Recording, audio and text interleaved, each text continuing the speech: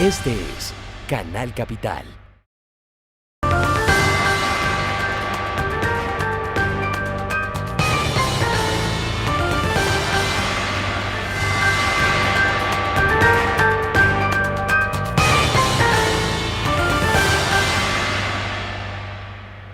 Hola, bienvenidos, les saluda Claudia Palacios. Hoy vamos a hablar de una historia de emprendimiento. Muchas veces caminando por ahí vemos los sitios de comercio y no nos detenemos a pensar qué historia hay detrás de cómo esos sitios llegaron a posicionar sus marcas, de cómo fue la lucha en los inicios, y por eso hoy vamos a destacar una de esas historias.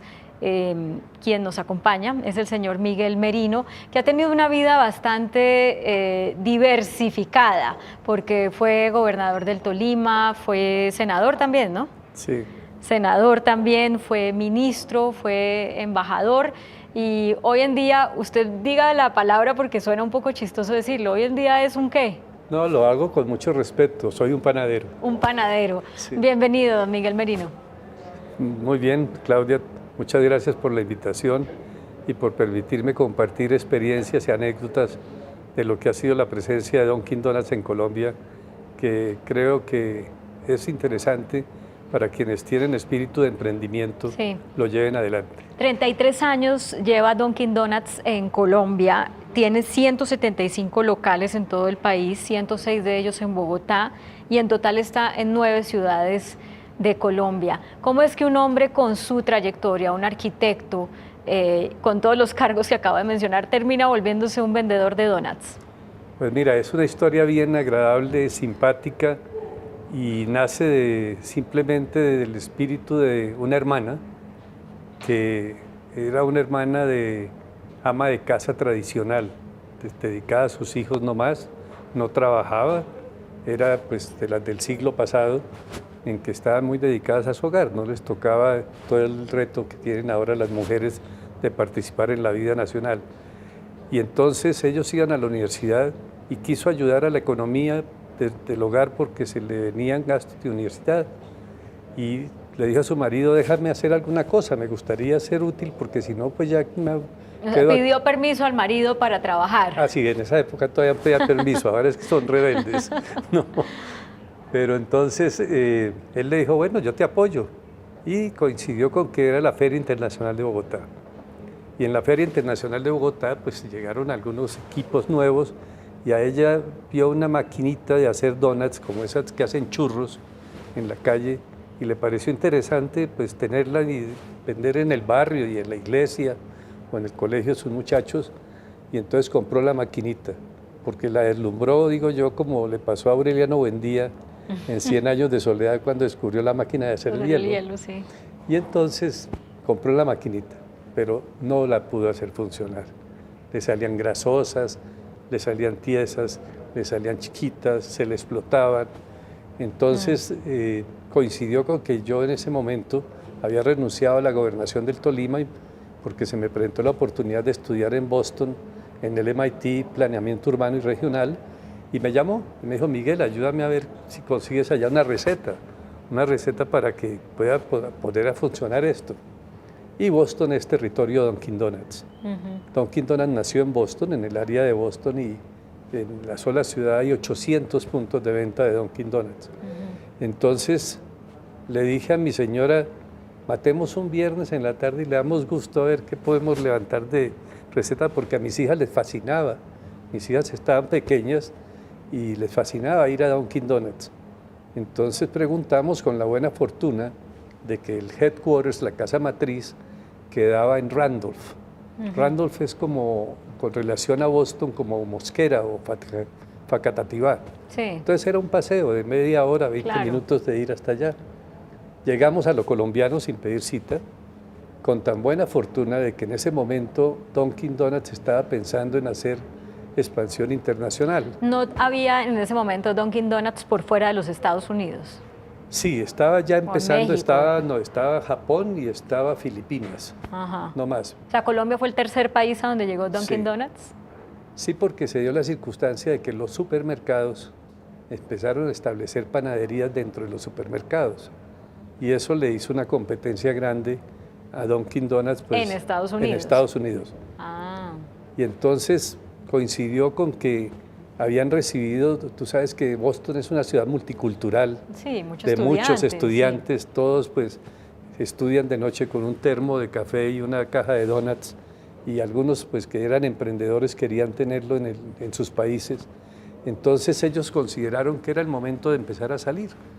Iban a venir a Venezuela, y entonces yo les dije, pues peguen el brinquito a Colombia, que Colombia es cerca.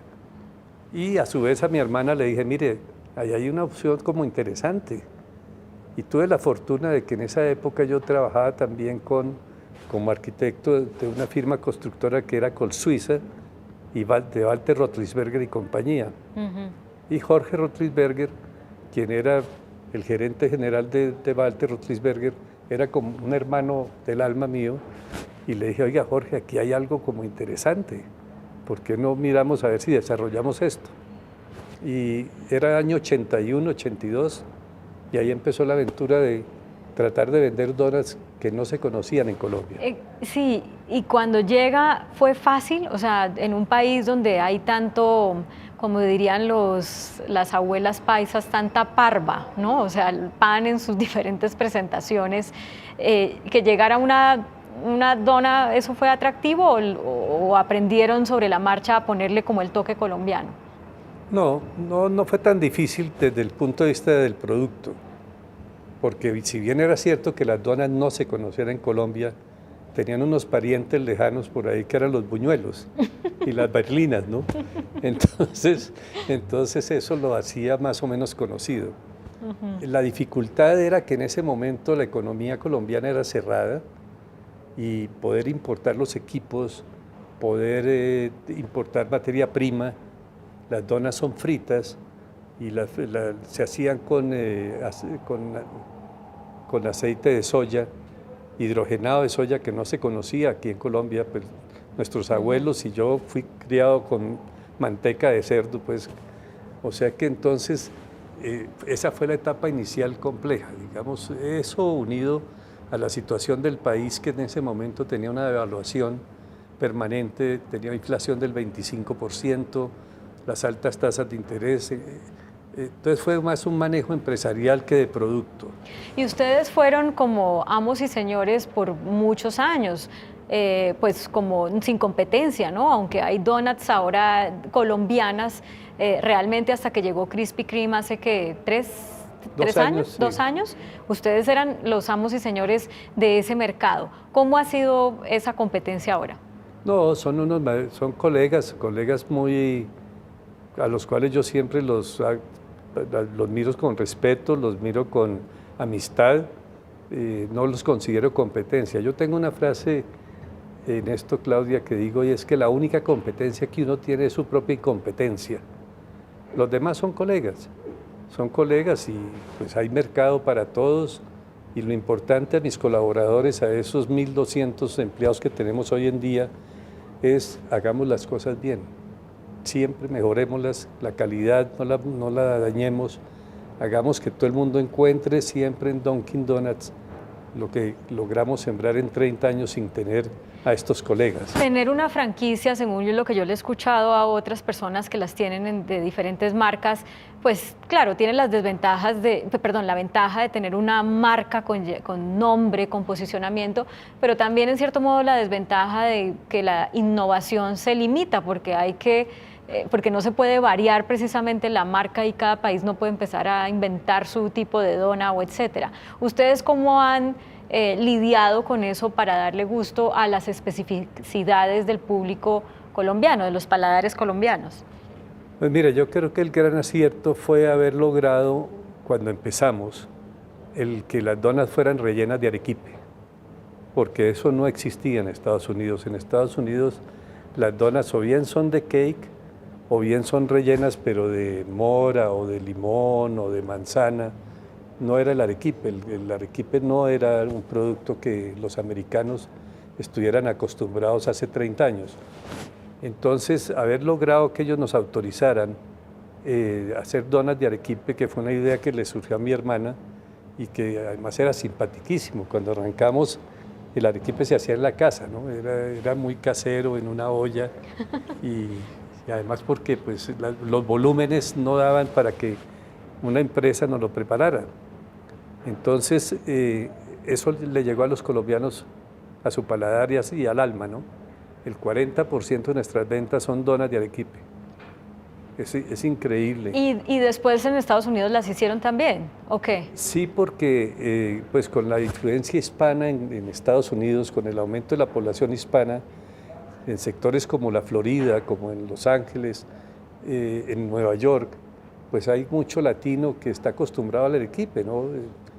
En Argentina lo llaman cajeta, o en México lo llaman cajeta, creo, o dulce de leche, pero es lo mismo, es arequipe. Sí. Entonces hoy en día ya es un producto de línea en Estados Unidos. Pero no fue que creándolo aquí inmediatamente lo metieron en la línea de Estados Unidos, sino que ya después con mayor auge de la migración dijeron, traigamos esa receta colombiana, ¿ok? Correcto, correcto. Bueno, yo le voy a hacer una confesión, y es que a mí no me gustan las donuts. Me parece que es algo que engorda, o sea, como que uno se come una dona y al rato ya tiene que irse al gimnasio o ver cómo quema esa grasa. Y me llama la atención que cuando la sociedad está como en esa necesidad de encontrar hábitos de vida saludables, cuando vemos tantos mensajes por aquí y por allá de la necesidad de alimentarnos bien, de alimentarnos de manera balanceada, pues ustedes que representan las comidas no balanceadas, pues dan la pelea para seguir siendo parte de la dieta. ¿Cómo manejan eso? No, mira, yo creo que el aspecto de la alimentación, de las bondades o perversidades del alimento, termina siendo en la manera que tú lo consumas. Eso es como el trago. Un vino es delicioso. Ahora, si tú te tomas 4 botellas de vino y te emborrachas, pues malísimo. Es cierto que la dona tiene, digamos, la perspectiva de que es harina, de que es azúcar y de que es grasa. Sí. ¿No? Es aceite. Es una bomba. Es una bomba. Pero si tú comes adecuadamente, si simple y llanamente al desayuno te comes una dona de miel, pues no te va a afectar. Ahora, si te comes 6, 7 donas en el día y si vas en exceso y además de eso no haces ejercicio, pues te va a perjudicar. De tal manera que si bien es cierto que tiene sus componentes que a veces los dietistas los consideran como perversos en la salud de las personas, depende como tú la asimiles. ¿Usted cada cuánto come dona? No, yo por ahí me como una dona a la semana, porque además es deliciosa, no la de miel, que es la que me gusta. Yo no como la de arequipe, sino la de miel. Pero realmente lo otro que favorece es que empresas como nosotros, o Krispy Kreme, o las empresas consolidadas, utilizamos siempre materiales de excelente calidad. Sí. Entonces es dentro de estándares de calidad adecuado y de uso de los alimentos de manera adecuada. ¿Han hecho como McDonald's o pensado hacer que traen una línea de alimentos saludables? Entonces la manzanita cortada en rodajas, el apio, la zanahoria, las ensaladas, ¿eso es algo que está dentro de su menú o dentro de los planes? Sí, lógicamente, porque pues uno tiene que evolucionar, ¿no? Es decir, uno no se puede quedar quieto y Dunkin' Donuts es una empresa muy enfocada a ir interpretando los gustos de la gente. Entonces, digamos, hoy en día la donut no es el core business del negocio. En Estados Unidos, aquí en Colombia todavía, pero en Estados Unidos ya hoy en día la donut como tal no es el producto principal, es el café, es las bebidas a base de café, bien sean café caliente o café frío. O sea que su gran volumen hoy en día es la venta de café, en la cual el café colombiano hace un gran aporte y ellos son muy compradores de café colombiano. Y lo otro, entrar también al mundo de los savories, de los snacks, de los sándwiches, porque pues para que sea de todo el día, ¿no? Sí. En Estados Unidos la dona se come en la mañana. Como desayuno. Como desayuno. Aquí se come es más como una... Como el algo. Como el algo, como las medias nueves, ¿no? Entonces, para copar todo el día, ahora hay una línea de sándwiches en los cuales se utiliza, pues se trata de complacer al consumidor con los sándwiches, digamos, veggies, o con sándwiches de baja caloría, En eso Dunkin' Donuts es una empresa en permanente evolución. Bueno, leí en una entrevista que usted dio hace algunos, no sé cuánto tiempo, a la revista Dinero, que le preguntaban como las claves para ser exitoso en los negocios. Y usted decía, hay que ser un soñador, hay que estar bien informado, hay que hacer las cosas con pasión y hay que ser honesto. ¿Hace cuánto dio esa entrevista? Eso fue hace como unos 4 o 5 años atrás, pero se te olvidó algo más que para mí es fundamental. ¿Qué? Pensar siempre en el país. Hacer de Colombia un país de oportunidades para la juventud, darle oportunidad a los jóvenes de tener empleo, y eso es algo que es muy estimulante en Dunkin' Donuts. Dunkin' Donuts es generalmente, como habrás visto, atendido por jóvenes que tienen su primer trabajo o que con eso ayudan a pagar sus estudios. Y tenemos personas hasta muy simpáticas que han tenido mucho éxito. ¿Quiénes han pasado por ahí? Porque en Estados Unidos, creo, el presidente Barack Obama no fue, cuando estaba estudiando, no fue como cajero de un Dunkin' Donuts o algo así. Sí, claro. En Colombia, ¿cuáles son nuestros famosos? Madonna también, allá en Estados Unidos. ¿Ah, sí? Aquí dentro de los famosos, sí. Uno que está rigiendo ahorita los destinos de la capital del país. ¿A Peñalosa? Enrique Peñalosa. ¿En serio? ¿Trabajó en Dunkin' Donuts? Enrique Peñalosa, cuando estaba en Washington, trabajaba en Dunkin' Donuts vendiendo donuts para poder, pues, combinarlo con sus estudios. Ajá. Y otra persona que también llegó muy alto en el gobierno fue Sandra Suárez. Claro, Sandra Suárez, de Ambiente fue Medio ella, ¿no? Ambiente. Sí. Ella, pues, fue la ministra en el gobierno del presidente Uribe. Y ella empezó en Medellín con nosotros trabajando haciendo panadería, y después estuvo un tiempo en los almacenes como auxiliar de ventas, y cuando terminó sus estudios se fue a estudiar a Boston y allá se conoció con el presidente Uribe y hace parte de su equipo, o hizo parte de su equipo en la primera administración. Sí. Y me encuentro mucha gente, además también a veces en diferentes cargos, lo cual me da a mí personalmente mucha satisfacción. Claro.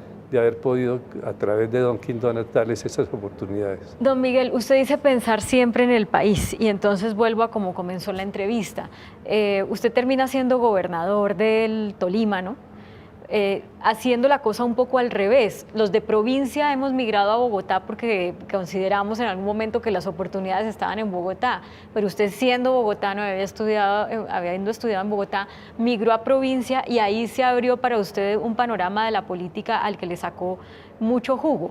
¿Por qué hizo el movimiento así como al revés? Porque uno nunca debe decir de esta agua no beberé.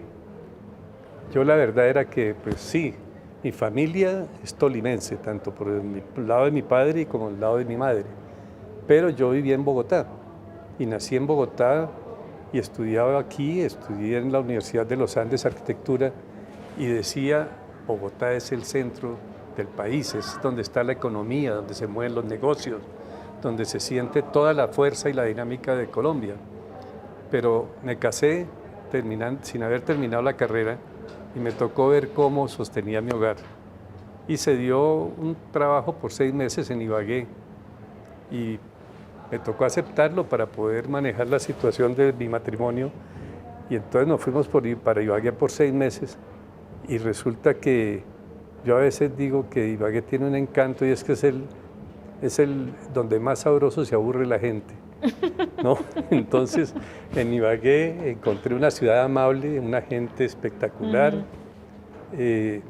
muy generosa conmigo, me recibió muy bien, me brindó oportunidades de figuración, digámoslo así, y tuve la suerte o la circunstancia de llegar en un momento dado en que el Tolima vivía un proceso de transición generacional en la vida pública y en la vida política del departamento.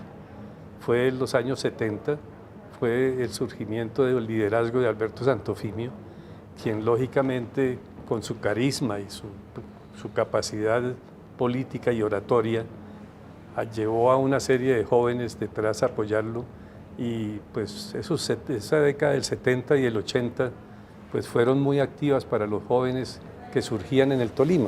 O sea, usted se entusiasmó en política por cuenta de Alberto Santofimio, y después también por cuenta de él es que termina siendo designado gobernador por allá en el gobierno de Turbay. del presidente del Turbay. presidente Turbay, y después haciendo parte de la lista para llegar al Congreso.